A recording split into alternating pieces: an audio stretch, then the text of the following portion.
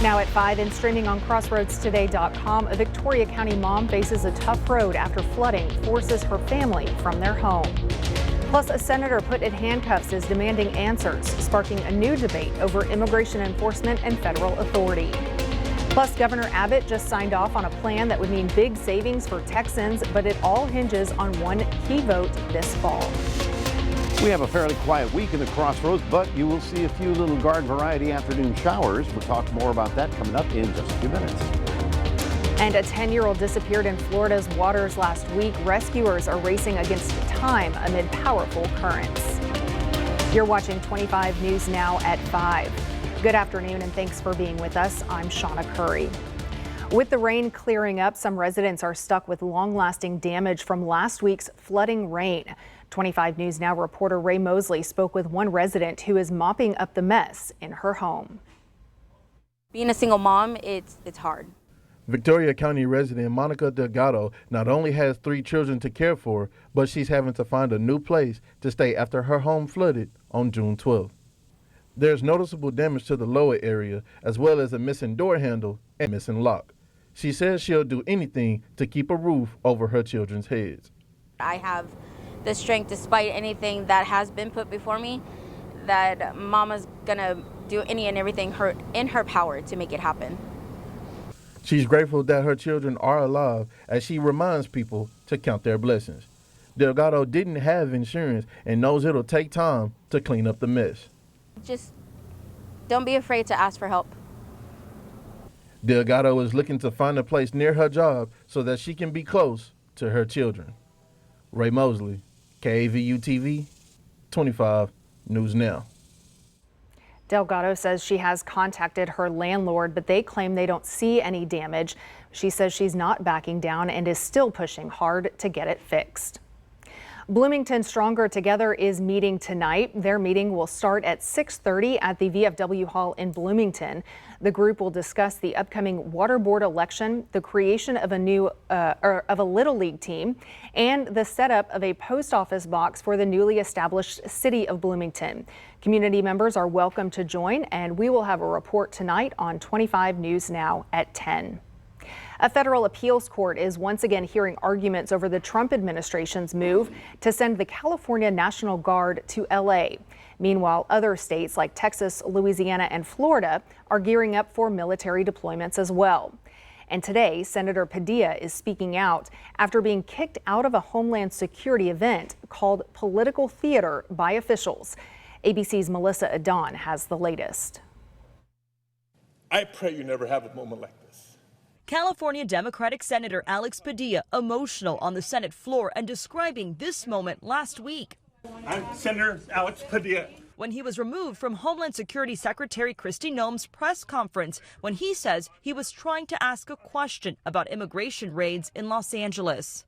I was forced to the ground. First on my knees, and then flat on my chest. And as I was handcuffed and marched down a hallway, repeatedly asking, why am I being detained? Today, Senator Padilla, the ranking member of the Senate Judiciary Immigration Subcommittee, calling on lawmakers to speak out against the Trump administration. What's happening is not just a threat to California, it's a threat to everyone in every state.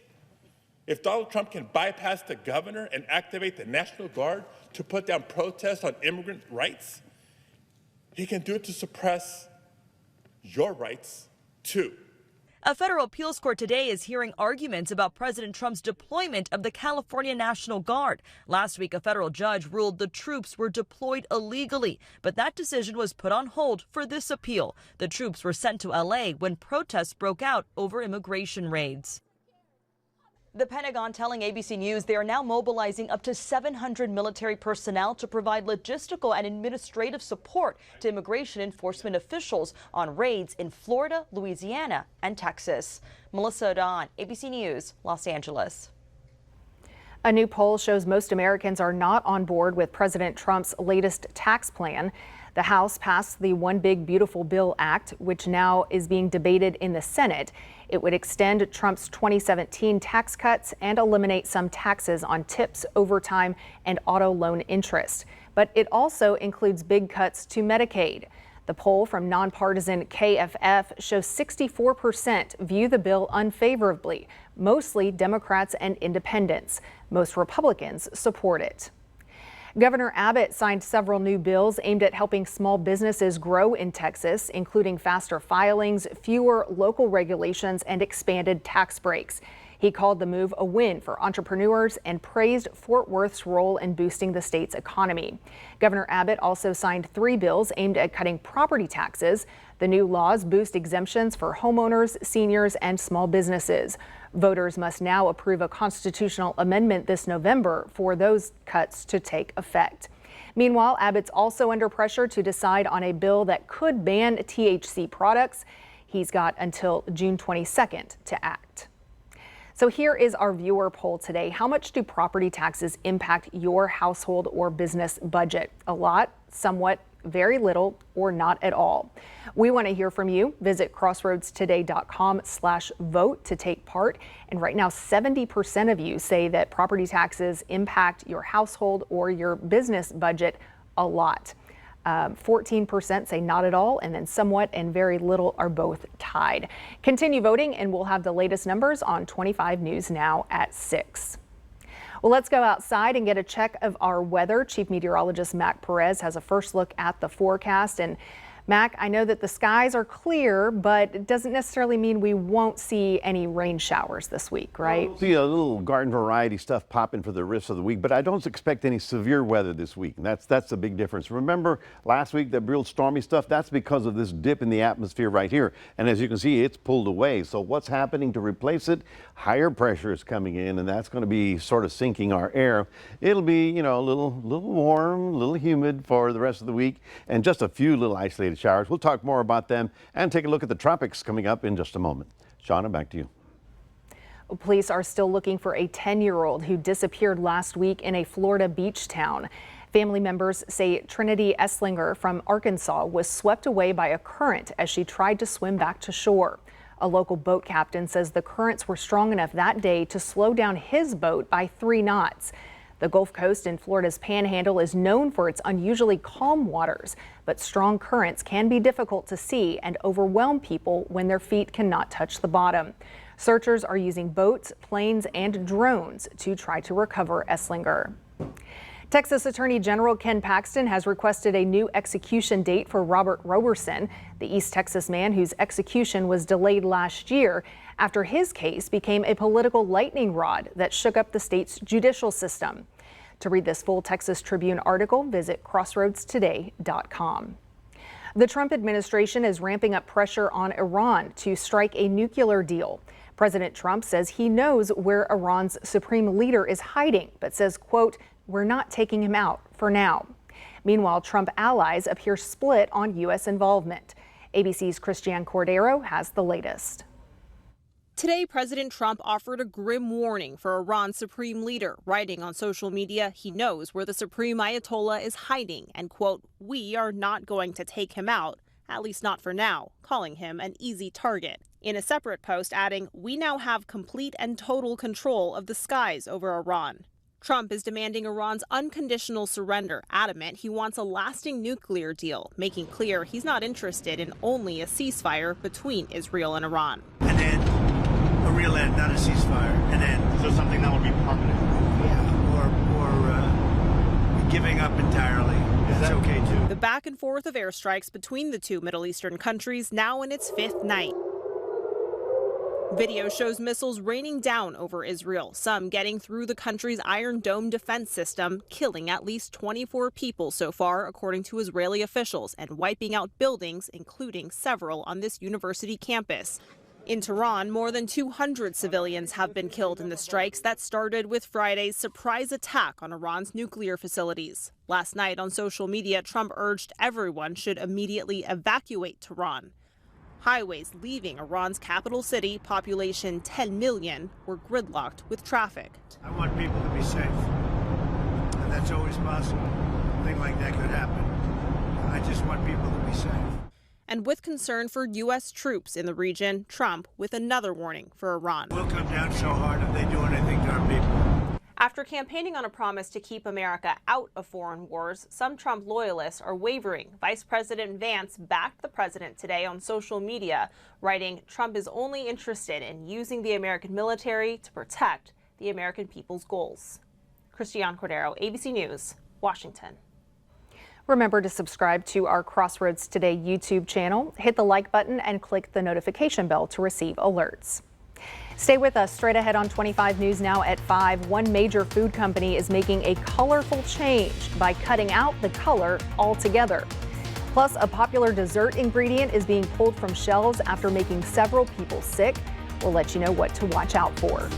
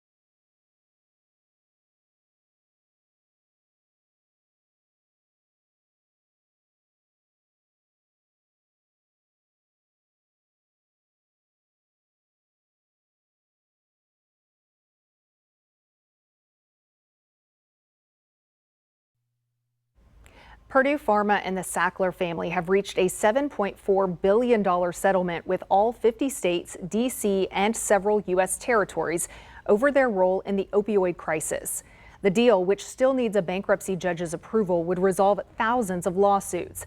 The Sacklers would admit some responsibility, and most of the money would go out in the first 3 years to states, local governments, and individuals. Kraft Heinz is phasing out synthetic dyes from all U.S. products by the end of 2027. The company, which makes Heinz ketchup, Jell-O, and Capri Sun, says nearly 90% of its current lineup is already dye-free and will not launch any new products with artificial colors. The move follows growing health concerns and recent FDA action to ban certain dyes like red dye number 3. A salmonella outbreak in at least 2 states has been linked to pistachio cream imported from Turkey. The FDA says certain tubs of Emmick brand pistachio cream are being recalled after several people got sick. One even ended up in the hospital. The spread, often used in desserts like ice cream, is sold online to restaurants and food service spots across the U.S. So far, cases have been reported in Minnesota and New Jersey.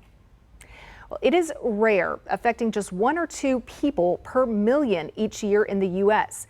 But appendix cancer is on the rise, especially among younger adults. In today's Health Minute, Mandy Gaither breaks down the new study and the symptoms you should watch for. It's an uncommon disease, but a new study shows cases of appendix cancer are rising among Generation X and millennials. The research shows rates of the disease have more than tripled for those born between 1976 and 1984, and more than quadrupled among people born between 1981 and 1989, when compared to those born between 1941 and 1949. The reason for the increase in the cancer is currently unknown.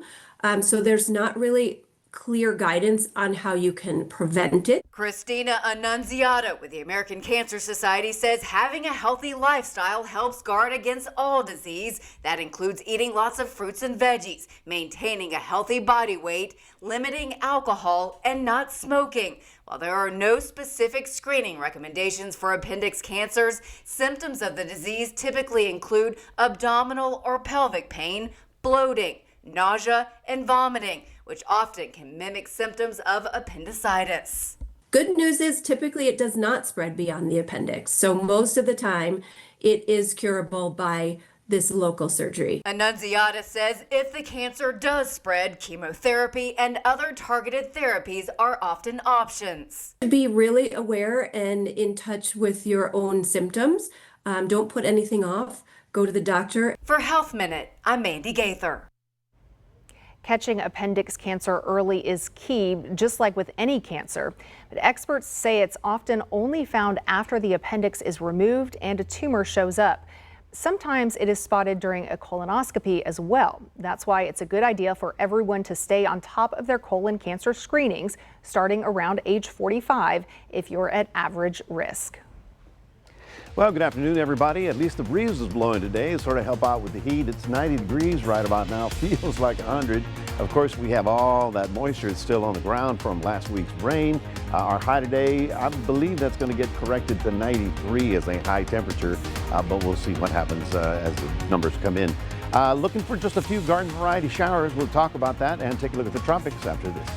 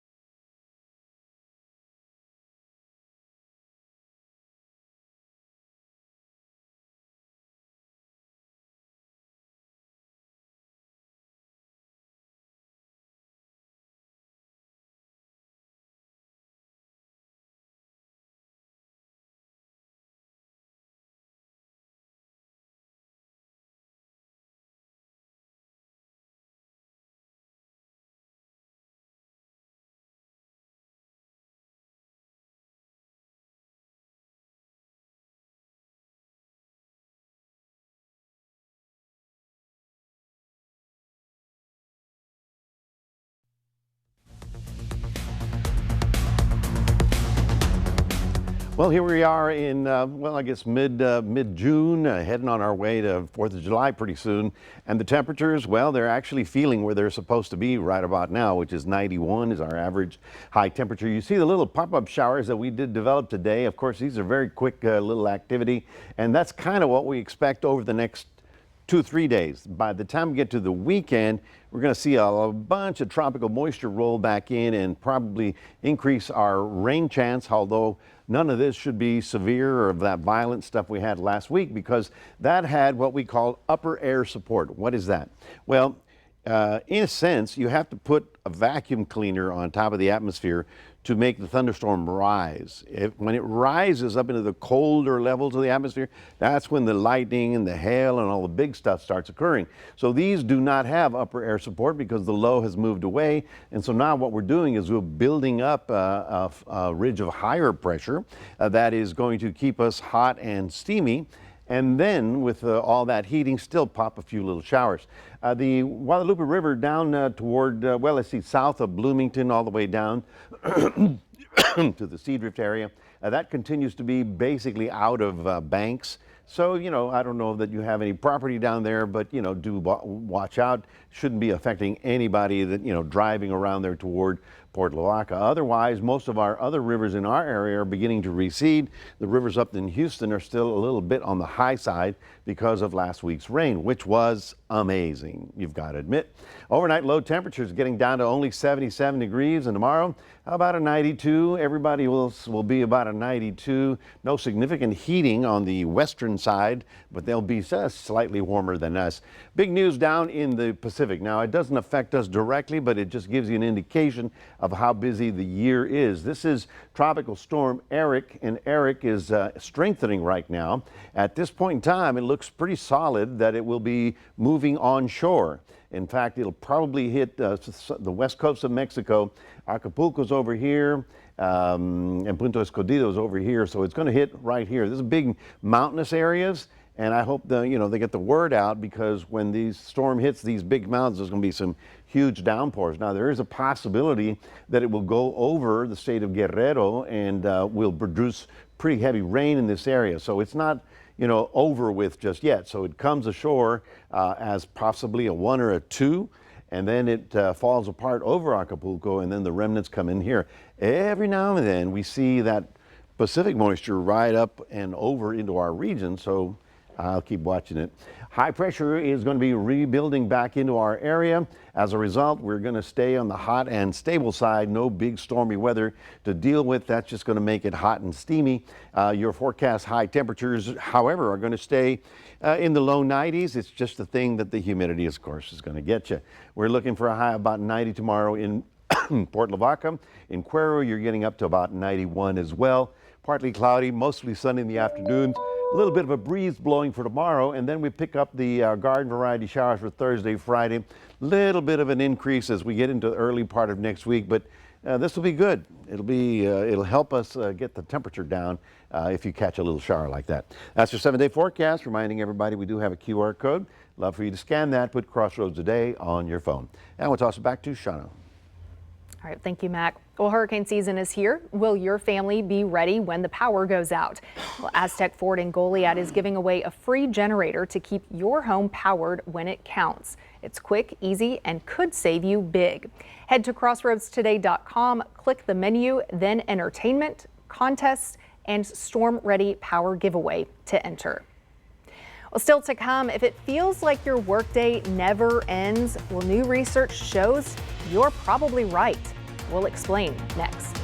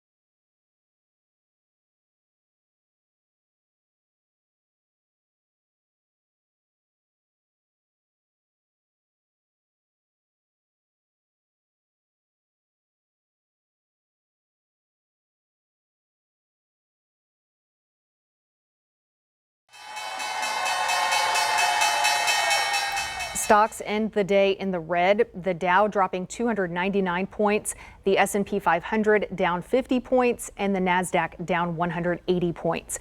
Oil jumped $3.15 to $74.92 per barrel. If you feel like you're always working, you're not alone. New research from Microsoft shows workers are struggling with nonstop work days. Meetings booked late at night jumped 16% since last year, and the average person gets interrupted every 2 minutes by emails, chats, or meetings during an 8-hour day. 1/3 of workers say keeping up has felt impossible over the past 5 years. Americans had a tighter grip on their wallets last month. The Commerce Department says U.S. retail sales fell by 0.9% in May from the prior month. That's down from April's downwardly revised 0.1% decline. The May reading represents the steepest monthly decline since January. Tariffs could be the reason. In early spring, Americans rushed to purchase big ticket items, especially cars, to try to beat the effects of President Trump's tariff policies going into effect. That sent retail sales surging in March, but spending has reined in since then. Amazon just now announced this year's Prime Day starts Tuesday, July 8th, and it's running for 4 full days through Friday the 11th. That's double the usual 2-day sale, giving you way more chances to snag deals. It's the biggest change since 2017, when Prime Day first stretched from 1 day to 2. And for the first time, streaming service viewership has surpassed traditional television viewing. That's according to Nielsen's monthly report of The Gauge, which tracks how people spend time watching TV. Last month, streamers combined to grab 44.8% of all TV viewership. Cable and broadcast TV drew a combined 44.2% of viewers in May. Streaming usage is only expected to keep rising. Over the last 4 years, streaming viewership has spiked by 71%. Whether you're reeling in dinner or just soaking up the peace and quiet, there is a perfect excuse to cast a line tomorrow. Find out coming up.